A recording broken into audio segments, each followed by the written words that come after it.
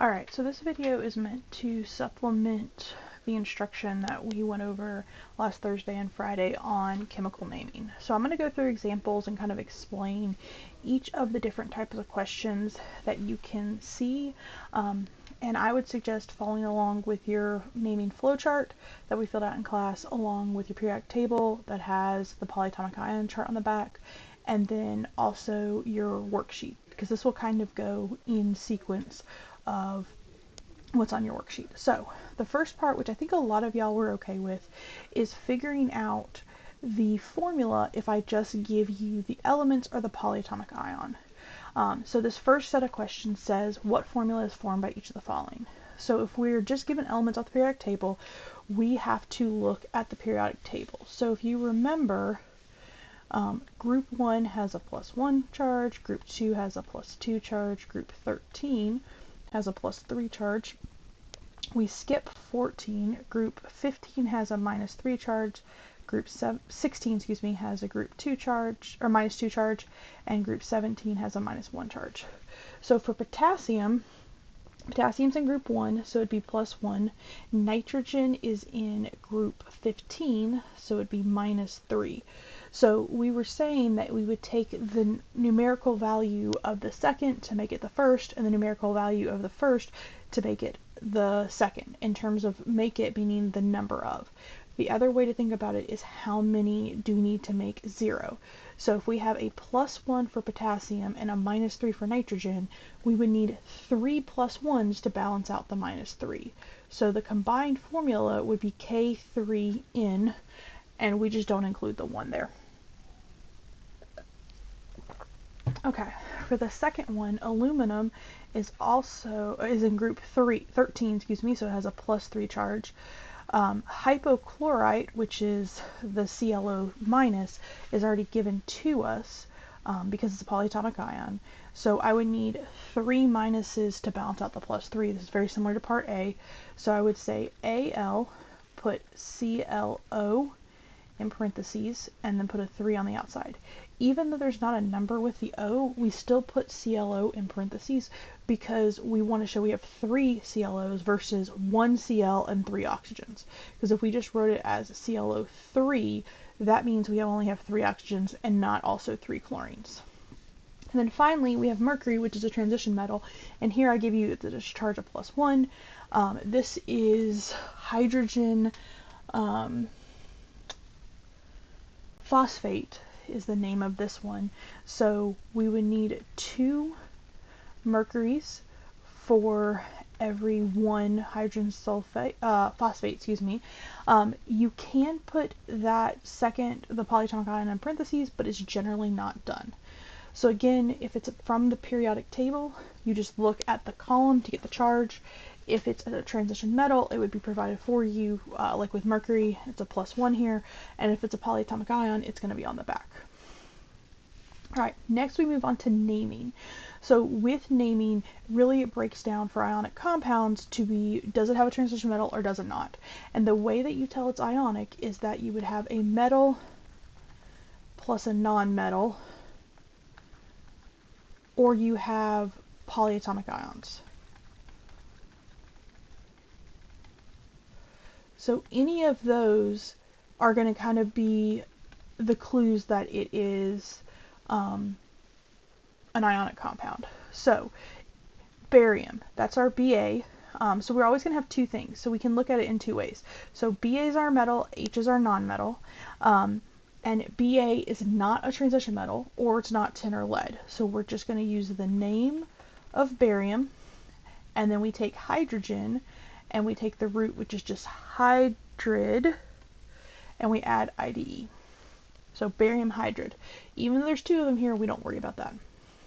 The next one, so the metal, first thing is Cr, and then I have ClO4 in parentheses. So Cr, that is chromium. Okay, and then chromium, I misspelled that. is a transition metal. So I look at how many of the other one I have. So in this case, there's 3 of them, and I triple check the charge. So ClO4 has a -1 charge. So I have a charge of +3 on chromium, and then that second one is a polyatomic ion, so I just use perchlorate, which is the name for ClO4. Okay, again, it's a transition metal, so I have to figure that out. The last one, this one's really tricky. So Cu, again, that's copper, so it's a transition metal. Remember, SO4 is 1 unit, so this isn't copper 4.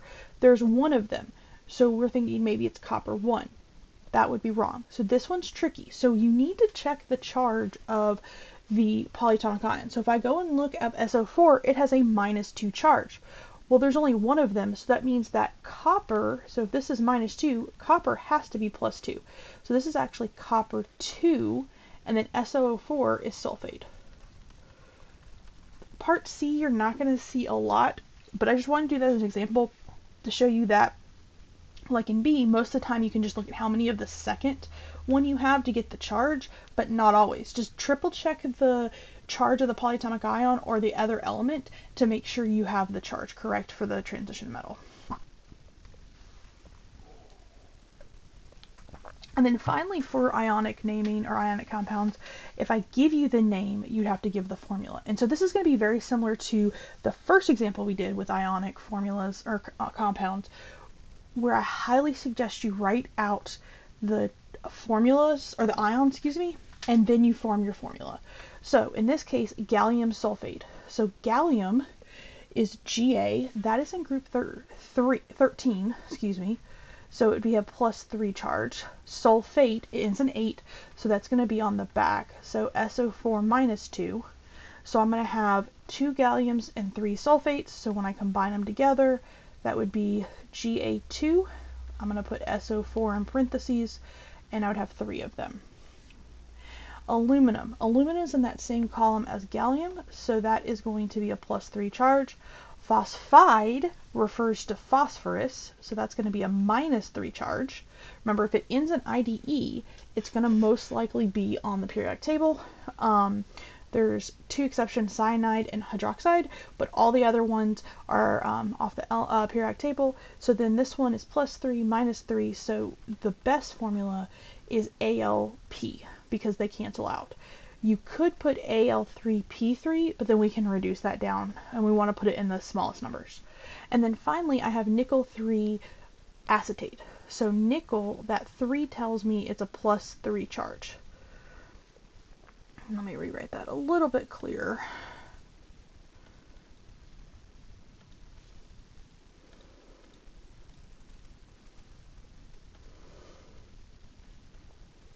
Okay. And then acetate, that's a polyatomic ion. So that's going to be C2H3O2. Yes, that's really long, and that's -1. So I would need 3 of the acetates to balance out the nickel. So it's going to be NiC2H3O2, and then a 3 on the outside. Acetate is one of the few that has a really long formula, and yes, they're all that. But again, write the ions first, and then combine them together like we've talked about. Ionic compound has kind of the most weirdness through it. Then that moves us on to covalent. So covalent you figure out because it's 2 nonmetals. Okay? And so in this case, they're asking us to name them. Covalent compound is very simple. You use your prefixes, which are listed at the bottom of your naming flowchart, and then you just use the full name of the first element, and the second element, you just change the ending to IDE. The only thing that's weird is that we never use mono, which is 1, on the first element. We always use on the second one. So for the first element, if it's 2 or higher, you use the prefixes. If it's just 1, just use the name. So for A, we have 2, which is di. P is phosphorus, so it'd be diphosphorus. And then 3 is tri. O is oxygen, so that becomes oxide. So trioxide. The second one, again, there's just 1 of them, so this is just nitrogen at the beginning. And then the second one would be monoxide, because again, oxygen becomes oxide. So the second element follows the same naming rules as ionic, where you add that IDE. You take the root and you add IDE. And then finally for C, we have, not chlorine, excuse me. It's carbon.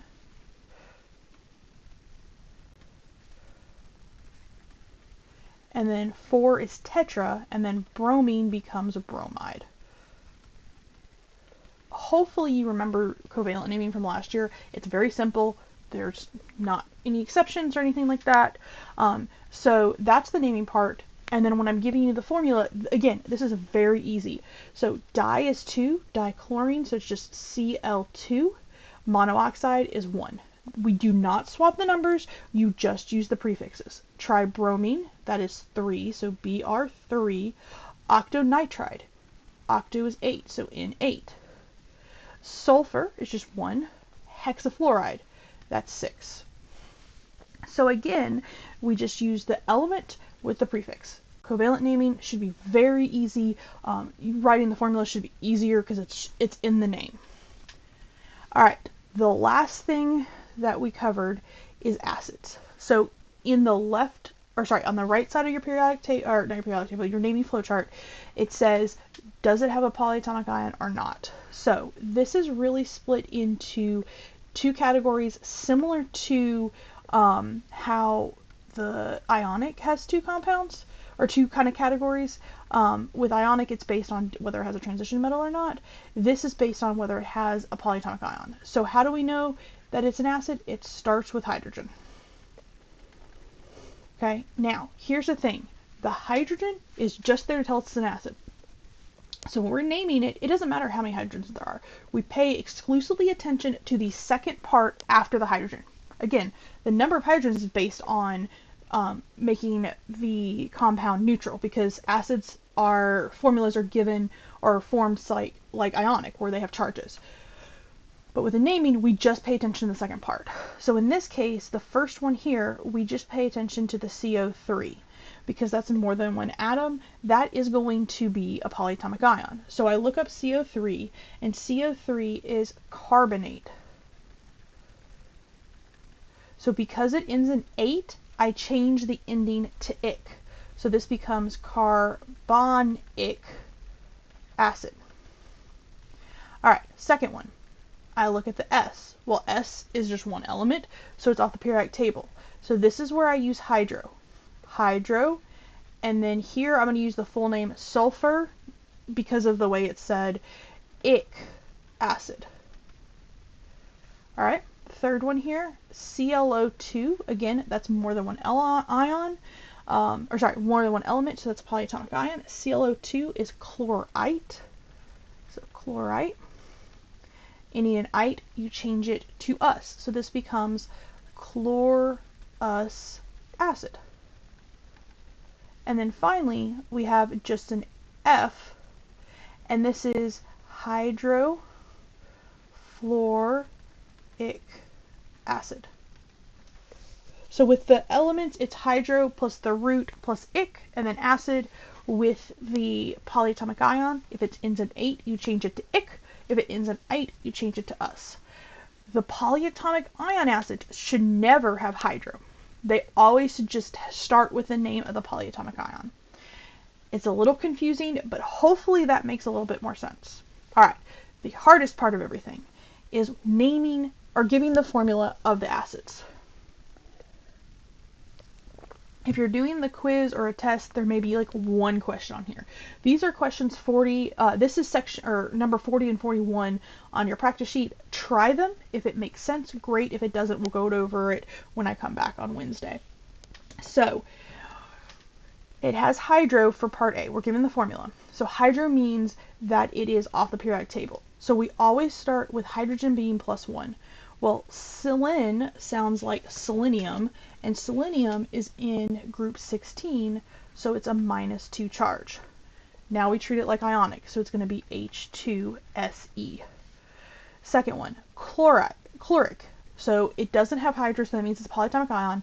If it ends in ic, that means originally it was 8. So chlorate, So I know I'm going to have hydrogen as my +1. It always is hydrogen +1. Chlorate is ClO3 -1. So then these just bounce out. So it's ClO3. Hydrobromic, okay, again, hydro, so that means it's going to be off the periodic table, so I put a +1 for hydrogen. Bromine is -1, like B, it's just going to be one of each, because they cancel out. And then hypochlorous, so this looks like hydro, but it's not. Hypochlorous, if it ended in us, that means it originally was ite. So again, I'm going to have hydrogen as +1. Hypochlorite, if we look on polyatomic ion, is ClO-. So this one is just going to be HClO. So again, the number of hydrogen is there to balance out the charge of the second part. You kind of have to work backwards with this, but hydrogen is always +1, and then you pay attention to the second one and balance it out. And it's the same way we set up the formulas for ionic names. I hope this makes a little bit more sense. We'll go over all the worksheet and stuff like that on the next class day, Wednesday, when I'm back. But remember, you can use your periodic table, use your naming flowchart, look at the examples. I know this can be a little tricky, but just try your best.